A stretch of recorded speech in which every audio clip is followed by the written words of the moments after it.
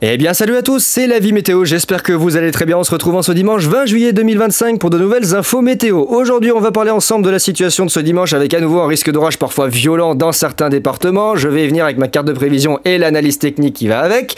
Vous présenter le bilan de la journée de samedi avec donc des orages qui ont été là aussi violents du côté de l'Auvergne-Rhône-Alpes notamment, le Puy-de-Dôme, la Loire, le Rhône, la Saône-et-Loire où vous avez eu un mélange entre grêlons de 4 à 5 cm, très forte pluie 50 mm et rafales de vent jusqu'à 100 km/h. On s'est partagé tous les phénomènes sur ces départements-là durant la journée, notamment le matin. C'est vraiment là que ça a été le plus actif. Après, il y a eu la seconde salve de la fin d'après-midi, surtout qui s'est concentrée entre la Loire et le Rhône avec de très fortes pluies, fortes chutes de grêle, intense activité électrique. Et ça va recommencer pour aujourd'hui avec cette vaste dépression qui est en train de rentrer sur le pays. Ciel de traîne sur le nord-ouest, Talweg qui est en train de passer sur la partie centrale et des orages qui se développeront dans l'est au contact de l'air chaud. Avant d'aller voir les prévisions, regardez ce beau bilan encore une fois du risque orageux d'hier avec donc cette fameuse zone que je vous avais bien définie, dont je vous ai bien parlé dans la nuit de vendredi à samedi. Alors plutôt pour la partie samedi, aux alentours de 1h du matin, ça a commencé avec des cellules qui ont transité des Landes vers la Corrèze. Et elles ont même été localement très intenses et plus que ce qui était prévu puisqu'il y a eu des intensités sur plusieurs périodes entre 2h et 5h du matin à 650 mm/h. Il y a eu plusieurs micro-rafales qui se sont déployées dans cet axe-là entre les Landes et la Corrèze avec vraiment de grosses intensités pluvieuses. Localement, certaines stations qui sont passées sous les orages ont enregistré 15 à 20 mm en quelques minutes. On parle pas juste de 15 à 20 mm en une heure, on parle de quelques minutes où il tombe vraiment des trompes d'eau, de grosses quantités d'eau. Donc là, plutôt bonne pioche, vous voyez, ça suit très très bien la zone que j'avais déterminée ici entre les Landes et la Corrèze. Et puis quand c'est arrivé le lendemain matin du côté du Massif central et notamment le Puy-de-Dôme, là c'est parti en cacahuète. Gros grêlons qui sont tombés dans les alentours de Clermont-Ferrand, 4-5 cm observés, il y a eu des photos qui ont circulé avec une belle supercellule qui s'est formée. Ensuite, la Loire, le Rhône, la Saône-et-Loire, l'Ain s'est remonté plus au nord en direction du nord de la Bourgogne, sud, Lorraine et Champagne-Ardenne. Et je vous avais dit dans mon bulletin que ça n'irait pas plus loin. Effectivement, ça s'est bien arrêté au nord de la Bourgogne avec des orages qui finalement se sont cassés la gueule dans les alentours de la Haute-Marne. Donc sur le massif central, ça a vraiment pété correctement. Donc des grêlons de 4 à 5 cm du côté du Puy-de-Dôme. De très fortes pluies sur la Loire et le Rhône avec plus de 50 mm de flotte tombée sur les monts du Lyonnais. Donc ça c'est énorme, il y a vraiment beaucoup de pluie à ce jour-là. Ça a été compliqué de chasser pour moi du côté de Lyon. Heureusement, j'ai quand même eu des clichés de foot, mais ça a été compliqué pour les avoir parce que beaucoup trop de flotte.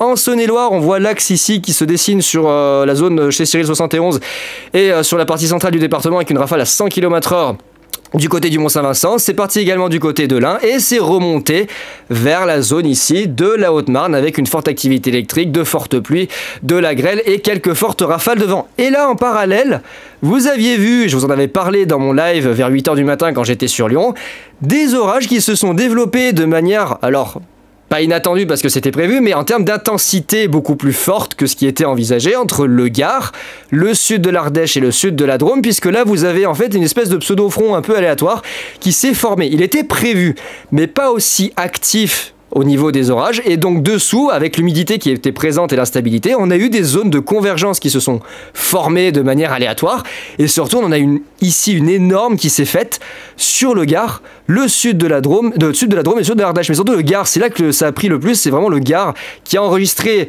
les plus fortes pluies et la plus grosse activité électrique.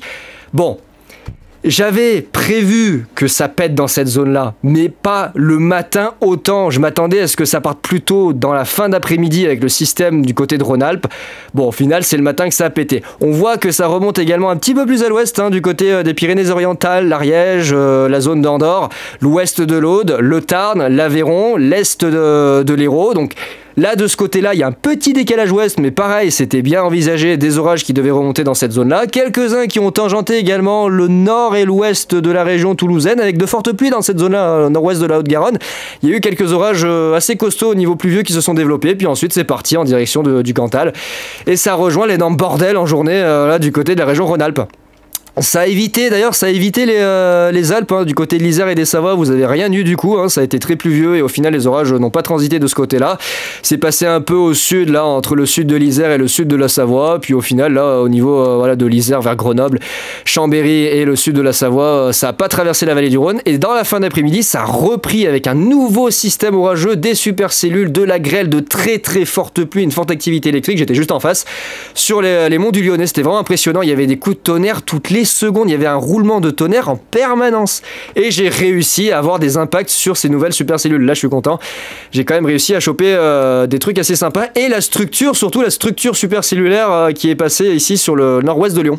Ça c'était vraiment sympa à voir, c'était assez impressionnant. Donc voilà, de très très bonnes prévisions pour la journée de samedi, je suis content. Vraiment je suis très très content. Et puis les Bordelais, vous m'avez mentionné qu'effectivement vous avez un bel orage du côté de Bordeaux, vous étiez dedans dans mes prévisions. Vous étiez dedans. Vous étiez inclus dans le risque d'orage modéré, hein, c'était pas vraiment fort, donc ça c'est plutôt une bonne chose. Donc vraiment satisfait de mon travail, malgré voilà ce petit couac, effectivement que les modèles ont un peu foiré du côté du Languedoc là, et de la basse vallée du Rhône. Globalement, franchement, l'axe ici entre le sud-ouest et les régions centrales, je m'en sors vraiment bien. Donc ça, c'est pour hier. On va parler maintenant d'aujourd'hui avec à nouveau des orages localement violents qui vont éclater cet après-midi du côté du nord-est, avec surtout un risque de phénomène venteux. C'est là qu'il va falloir faire attention. Des rafales de vent qui pourraient avoisiner les 100 km/h ou les dépasser entre le nord de la Saône-et-Loire, la Côte d'Or jusqu'à la Lorraine et à l'Alsace. Il va falloir faire attention, je pense, surtout au phénomène de micro-rafales et de systèmes linéaires qui pourraient se développer. Ça peut donner ponctuellement des pointes entre 100 et 110 km/h. Localement plus, mais je pense pas que ça soit probable. Les paramètres atmosphériques ne permettront pas d'avoir des événements venteux vraiment majeurs, ça restera assez localisé. De fortes chutes de grêle, 2, 3, voire 4 à 5 cm comme sur le Massif central et notamment le Puy-de-Dôme hier matin, hein. Ça c'est tout à fait possible.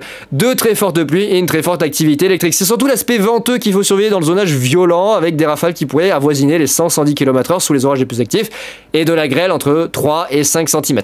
Donc ça c'est pour cet après-midi sur le nord-est. Ensuite, en milieu et fin d'après-midi, ça va se déplacer avec l'avancée du Talweg vers le sud. Ça va réalimenter des orages ici grâce au vent de sud par la vallée du Rhône sur la région Rhône-Alpes. Ils seront moins forts que ce qui est actuellement dans le nord-est, ce qui est prévu pour cet après-midi, avec toujours de la grêle, voilà, 2-3 cm, de fortes rafales, 80-90 km/h, de fortes pluies, voilà, toute la panoplie habituelle. Il n'y a rien à dire de ce côté-là, c'est le même programme qu'hier. Et ensuite, là, dans la nuit, la basse vallée du Rhône. Ce qui s'est passé hier matin entre le Gard et le sud de la Drôme et l'Ardèche, vous allez le revoir à nouveau ce soir et la nuit prochaine avec une nouvelle zone de convergence humide qui va se faire sur les Cévennes, cette fois-ci un peu plus à l'ouest, et ça va réalimenter de forts orages qui vont se développer ici du nord de l'Hérault vers le Gard, le Vaucluse, le nord des Bouches-du-Rhône, l'ouest des Alpes de Haute-Provence et des Hautes-Alpes, et surtout sud Drôme-Ardèche avec de très fortes pluies, des lames horaires qui pourraient atteindre 40 mm, donc vraiment intense, hein, du costaud, de fortes chutes de grêle entre 2 et 3 cm. Je pense que l'aspect gréligène ne va pas être trop présent, vu que ça va être surtout très pluvieux et très électrique avec de fortes rafales de vent. Ça devrait limiter un peu le risque de grêle, mais je ne l'exclus pas totalement. C'est surtout l'aspect pluvieux électrique qui a surveillé sur la nuit prochaine sur cette zone-là, avec de grosses lames d'eau et une très forte activité, une très forte densité d'activité électrique. Et puis ça touchera également une partie du Languedoc-Roussillon. Ça pourrait déborder jusqu'en Méditerranée, notamment sur les Bouches-du-Rhône, hein, jusqu'au littoral, où ça pourrait péter. Voilà. Donc, dernier risque d'orage violent très probablement de ce mois de juillet, parce qu'il n'est rien prévu d'ici le début du mois d'août. En tout cas, pour le moment, il n'y a rien de bien violent qui est prévu d'ici le début du mois d'août. Donc, je sens que c'est les derniers vraiment gros phénomènes de ce mois de juillet. Après, on verra bien ce qui se passera, mais pour l'instant, rien de bien folichon prévu. La vigilance, du coup, ça couvre toute la zone, hein, qui est annoncée du côté du nord-est, du côté du centre-est et jusque du côté de la basse vallée du Rhône et ponctuellement les Alpes. Voilà. Je commence un peu à avoir chaud, donc je fatigue un petit peu. Je vais essayer de me dépêcher. J'ai chaud comme tout dans ma chambre. Le nord-ouest, le ciel de traîne, j'en ai pas parlé. Le nord-ouest, le ciel de traîne, hein, avec la dépression qui s'enfonce, le front froid qui va partir vers l'est, là vous avez un ciel de traîne avec des averses orageuses, des orages modérés, des rafales de vent, jusqu'à 90 km/h quand même sur les côtes, hein, et ponctuellement 60-70 km/h dans l'intérieur des terres. Donc on va dire une situation classique pour l'automne et l'hiver, mais une situation un petit peu plus, on va dire, bizarroïde pour un plein été. C'est pas chaque année qu'on a ce genre de synoptique avec un ciel de traîne aussi actif.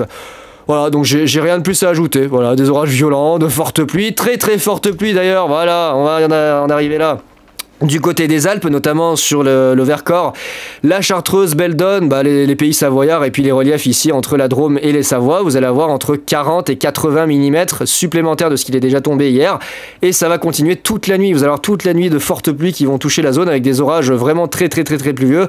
Et ça va donner d'importants cumuls. Un risque de ruissellement du côté du nord-ouest. Là, c'est par rapport à ce qui va se passer entre aujourd'hui et lundi. Vous allez avoir des blocages de précipitations en flux de sudouest et des accumulations qui pourraient atteindre localement 50 à 70 mm, et je pense notamment ici sur le sud-est du Morbihan et la partie sud-sud-ouest de la Loire-Atlantique, avec une partie ouest de la Vendée, mais c'est surtout ici la zone côtière qui sera touchée par de très fortes pluies et des accumulations très importantes dans les prochaines 24 heures.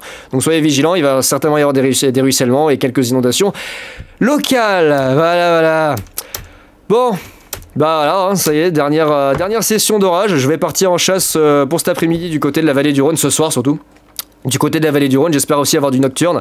Ça serait pas mal. Je vais me placer d'abord à Valence et éventuellement en fonction de si ça se régénère derrière, me placer un peu plus au sud, vers Montélimar, voire plus loin. Mais ça dépendra où les orages passeront ce soir.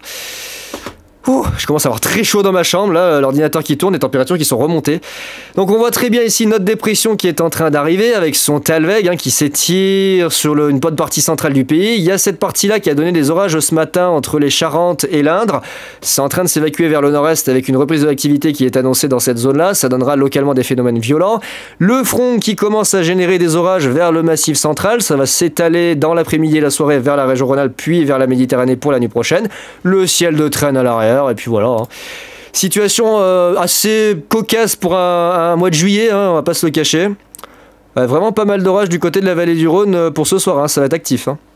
Entre la fin d'après-midi et la soirée, vous allez avoir plusieurs systèmes orageux. Et là, regardez dans la nuit, surtout, regardez ce système orageux qui va partir de l'Hérault vers le Gard, Bouches-du-Rhône, Vaucluse et l'ouest de la Provence avec de très fortes pluies, une forte activité électrique. Il va falloir que je surveille. Je vais sûrement me déplacer cette nuit dans la zone.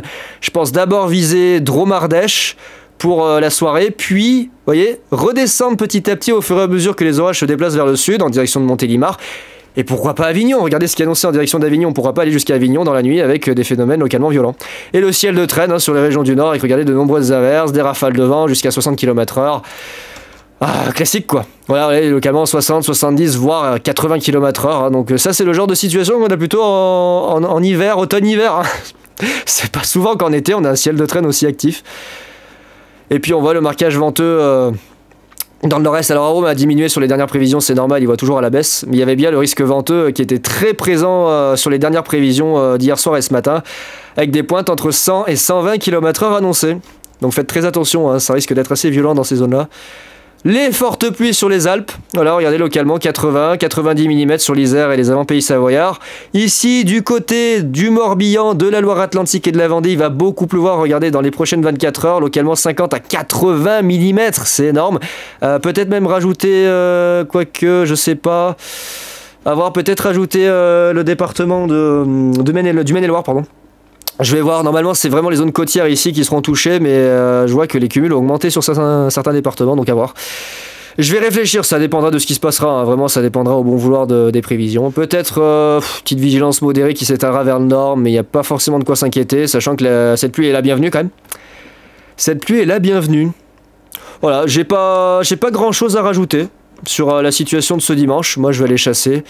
T'as la vallée du Rhône, ça va prendre cher, la vallée du Rhône ça va prendre cher ce soir. J'espère une masse d'activité électrique. J'ai envie d'avoir de la foudre là en vallée du Rhône. Vers Valence, ça va être un feu d'artifice. Pas mal vers Valence, ça sent la grosse activité électrique nocturne. Je pense que j'ai un beau cliché. J'espère en tout cas. Vers la région lyonnaise aussi, ça va bien péter. J'espère avoir de belles photos à vous ramener. Déjà, j'ai des beaux clichés classiques mais sympas hier sur Lyon. La vallée du Rhône, ça va vraiment prendre cher ce soir. Oh la vache. Gros storm avec blocage en flux de sud-ouest, forte pluie sur les Alpes. Et puis voilà. Et après, pour la suite, ça s'annonce pas forcément folichon, puisque il va y avoir le retour de l'anticyclone qui s'annonce pour la fin du mois de juillet. Regardez, là, retour de l'anticyclone avec rétablissement d'un temps un petit peu plus calme, et les prochaines dégradations, va falloir très certainement attendre le mois d'août. Voilà, on va très certainement attendre le mois d'août pour avoir les prochains orages. Voilà. Bon bah les amis, je vais m'arrêter là pour ce point météo. On reviendra ultérieurement. Ouais, samedi 2 août, lui il voit déjà une nouvelle dépression, mais oula, c'est loin, on verra bien. Et puis nous, on se retrouve plus tard pour de nouvelles infos météo. Je dois encore voir, j'ai des problèmes avec le Protomeli Weather Mode, là, ceux qui m'ont parlé effectivement de l'update, je l'ai téléchargé, mais il y a quelques problèmes, c'est pas compatible avec Distant Horizon, ils en ont parlé, ils vont faire des updates encore là-dessus.